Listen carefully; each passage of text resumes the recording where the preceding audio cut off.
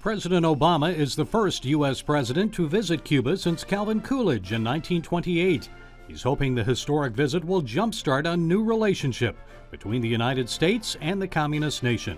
It's a historic opportunity to forge new agreements and commercial deals, to build new ties between our two peoples, and for me to lay out my vision for a future that's brighter than our past. But only hours before he arrived in Cuba and toured Old Havana with his family, police clashed with human rights protesters. At least 50 demonstrators were arrested. Mr. Obama plans to discuss human rights when he meets with President Raul Castro. Republican presidential candidate Ted Cruz tweeted support for the Cuban people and criticized the visit, writing in Politico, quote, "Political prisoners languishing in dungeons across the island will hear this message. Nobody has your back. You're alone with your tormentors. The world has forgotten about you. There will be no mojitos at the U.S. Embassy for them." Raul Castro denies their very existence. And G.O.P. presidential frontrunner Donald Trump says he supports a new relationship with Cuba, but suggests President Castro should have greeted the president when he arrived. There was nobody there to greet him.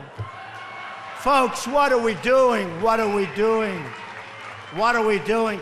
Now, here's how a thing like that is supposed to work. Number one, he has his people call up, say, who's going to be greeting the president? If they say nobody, you don't go until somebody's there because you don't want to look like a fool. But not everyone is critical. American Alan Gross, released from a Cuban prison a year ago, told me the president's visit is a courageous move. You sat in a prison cell for 5 years. Is it the right course?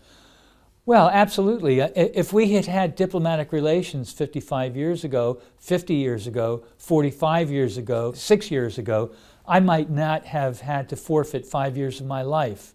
The whole idea of constructive engagement helps to avoid circumstances like this. And people who are critical of the process that we've recently gone through really need to take a look at that. President Obama's visit will conclude Tuesday with a televised speech to the Cuban people, attendance at a baseball game, and a possible meeting with political dissidents.